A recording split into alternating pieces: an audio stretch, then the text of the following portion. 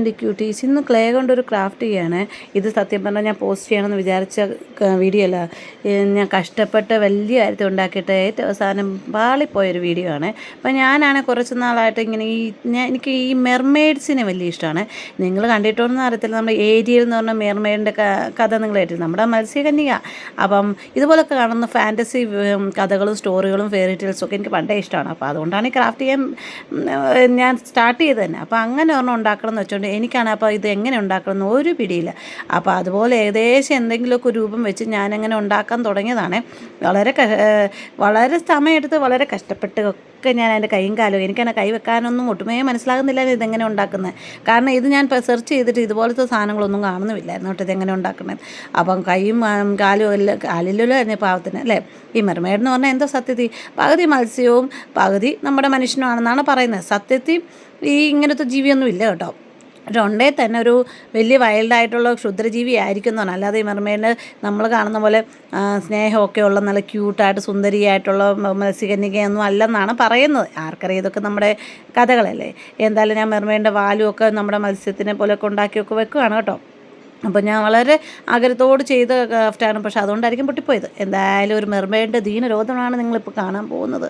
അപ്പോൾ ഞാനിതൊക്കെ ഉണ്ടാക്കിക്കൊണ്ടിരുന്ന സമയത്ത് ഞാൻ ഓർക്കുമായിരുന്നു, ഈ പണ്ടൊക്കെയാണ് ഈ കേട്ടിട്ടുള്ളത് ഈ മെർമെയ്ഡിൻ്റെയൊക്കെ മത്സ്യകന്യകയുടെ അല്ലെങ്കിൽ ജലകന്യകയുടെ എന്തെങ്കിലും മത്സ്യകന്യയുടെ ശബ്ദം കേട്ടാൽ ഭയങ്കര മാജിക്കൽ പവർ ഉണ്ടോത്തൊക്കെ. ഇങ്ങനത്തെ ഈ സീരിയൽ ഞാൻ ഇതുപോലത്തെ കാര്യങ്ങളൊക്കെ ഇഷ്ടംപോലെ കണ്ട് എൻ്റെ മനസ്സിൽ ഇങ്ങനെ ഒരു ഇതുപോലെ ക്യാരക്ടറുകൾ നമുക്ക് വരത്തില്ലേ. അപ്പോൾ ഞാൻ അതിന് വേണ്ടി പല രീതിയിൽ ശ്രമിക്കുകയാണ്. എനിക്കാണെങ്കിൽ ഈ തലയും ഈ നമ്മൾ പോർട്രേറ്റ്, നമ്മൾ വലിയ സ്കൾപ്ചറൊന്നും ഉണ്ടാക്കുന്ന ആളല്ലാത്തതുകൊണ്ടും ശില്പിയൊന്നും അല്ലാത്തതുകൊണ്ട് അതുകൊണ്ട് ഞാൻ എങ്ങനെ ഉണ്ടാക്കണമെന്ന് എനിക്ക് ഒരു രൂപമില്ലാതെ ഞാനങ്ങ് തലയൊക്കെ വെച്ച് ഉണ്ടാക്കുക. കാരണം ക്ലേ കൊണ്ടുള്ള പരിപാടികളൊന്നും ഞാൻ പണ്ട് ചെയ്തിട്ടില്ലല്ലോ. അപ്പം നമുക്ക് ഏകദേശമൊക്കെ നമ്മൾ മറ്റേ ലബൂബു ഉണ്ടാക്കുന്ന പോലെയല്ലോ ഇതുപോലത്തെ ഫേസൊക്കെ ഉണ്ടാക്കുന്നത്. പക്ഷേ എന്നാലും വളരെ കഷ്ടപ്പെട്ട് എങ്ങനെയൊക്കെ ഉണ്ടാക്കി കഴിഞ്ഞിട്ട് ഏറ്റവും അവസാനം അത് പാളിപ്പോയെന്നാണല്ലോ, അത് താഴെ വീണ് പൊട്ടിപ്പോയി. അതാണ് ഏറ്റവും വലിയ സംഭവിച്ചത്. അപ്പോൾ ഞാൻ എൻ്റെ കണ്ണും മൂക്കൊക്കെ ഇങ്ങനെ ചുമ്മാ റഫായിട്ട് വരച്ചു കൊടുക്കുന്നുള്ളൂ. പിന്നെ നമുക്കിതിന് കളറൊക്കെ അടിക്കേണ്ടതല്ലേ, എന്നാൽ അതിന് നല്ലോണം ഫേസ് അന്നേരമൊക്കെ ശരിയാക്കാമെന്ന് വെച്ചുകൊണ്ട് ഞാനങ്ങനെ വെച്ചതാണ് കേട്ടോ. അപ്പോൾ അതിൻ്റെ മുടിയൊക്കെ ഇങ്ങനത്തെ ഈ മെർമെയ്ഡിൻ്റെ മുടി എന്ന് പറയുന്നത് നമ്മളിങ്ങനെ എന്താ പറയണത്, സാധാരണ മുടിയെല്ലാം ഈ കേളിന്നും അല്ല, ഒരു പ്രത്യേക രീതിയിലുള്ള മുടിയൊക്കെയാണ്. അപ്പോൾ ഇതൊക്കെ എങ്ങനെ ഞാനാണ് ഇത് ഉണ്ടാക്കിയെന്ന് തന്നെ എനിക്ക് സംശയിച്ച് പോയി കേട്ടോ. അപ്പോൾ നിങ്ങൾ ഈ വീഡിയോ ഒക്കെ കാണുന്നുണ്ടോ? നിങ്ങൾ എന്താടേ നിങ്ങളൊന്നും ലൈക്കും സബ്സ്ക്രൈബും ഒന്നും ചെയ്യാത്തത്? ഒത്തിരി പേര് കണ്ടിട്ട് ചുമ്മാതെ അങ്ങനെ ലൈക്ക് ചെയ്യാതെ പോകുന്നു, ഒട്ടും ലൈക്ക് ഇടാതെ പോകുന്നു, പിന്നെ ഫുള്ള് കാണാതെ പോകുന്നു. അതൊക്കെ ഭയങ്കര സങ്കടമുള്ള കാര്യമല്ലേ. പിന്നെ രണ്ടാമത്തെ കാര്യം എന്ന് പറഞ്ഞാൽ ഈ നമ്മുടെ ലൈക്ക് ബട്ടണൊക്കെ നിങ്ങൾക്ക് കാണുന്നില്ലേ, അതൊന്നും അമർത്തുന്നേ. അപ്പോൾ എനിവേ അതിൻ്റെ തല തന്നെ ആദ്യം നിങ്ങൾ വിചാരിക്കേണ്ട ഇങ്ങനെയൊക്കെ തല ഞാൻ നമ്മുടെ ബ്രഷ് കൊണ്ട്, നമ്മൾ സാധാരണ പെയിൻറ്റിങ് ബ്രഷ് കൊണ്ടൊക്കെ അങ്ങ് വരച്ചും കഴുത്തും തലയും ഒക്കെ വെച്ച് കൊടുക്കുവാണ്.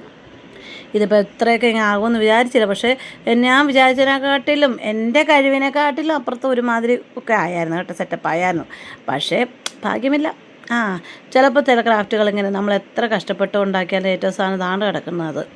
അങ്ങനെ ഞാൻ കൈയും കാലൊക്കെ നല്ല പെർഫെക്റ്റായിട്ട് വന്ന് ഉണക്കി എല്ലാമൊക്കെ വെച്ചതാണ്. അപ്പോൾ തലേന്ന് പറഞ്ഞാൽ ഇങ്ങനെയൊക്കെ ആയിരിക്കും മുടിയെന്ന് വെച്ചിട്ട് ഞാൻ ഒരു ഏകദേശം രൂപത്തിലാണ് ചെയ്യുന്നത് കേട്ടോ ഇതൊക്കെ. പിന്നെന്തോ നമ്മുടെ ഈ ജൂലൈ മന്തിലെ ഗിവേയുടെ കാര്യം മറന്നല്ല, ഞാൻ ചിലപ്പോൾ സാറ്റർഡേ വല്ല ഇടാമെന്ന് വിചാരിക്കുന്നു കേട്ടോ. അപ്പോൾ ഞാൻ ഇതുകൊണ്ട് ഇങ്ങനെ ബ്രഷ് കൊണ്ടൊക്കെ വെച്ച് നമ്മൾ ഈ ക്ലേ കൊണ്ട് ചെയ്യുമ്പം ചിലപ്പം നമ്മൾ വിചാരിക്കുന്ന രീതിയിലൊന്നും വരത്തൊന്നുമില്ല കേട്ടോ. ഏകദേശമൊക്കെ ആയി കണ്ടോ, നല്ല ക്യൂട്ടായിട്ട് നല്ല ഇതായിട്ട് വന്ന ശേഷം ഇത് ഞാൻ ഉണക്കാൻ വെച്ചു. ഉണങ്ങിക്കഴിഞ്ഞിട്ട് ഞാൻ വെച്ച് പിന്നെ ഉണങ്ങി എനിക്ക് കൈ കിട്ടിയത് കേട്ടോ. അപ്പോഴാണ് ലബൂബ് ഒന്നെ ഉണ്ടാക്കാൻ പോയത്. അപ്പം ഞാൻ വെച്ച് ഇത് ലബൂബ് കഴിഞ്ഞിട്ട് ഇതിനെ കളർ ചെയ്യാന്നിട്ട് വെച്ചുകൊണ്ടിരിക്കുമായിരുന്നു കേട്ടോ.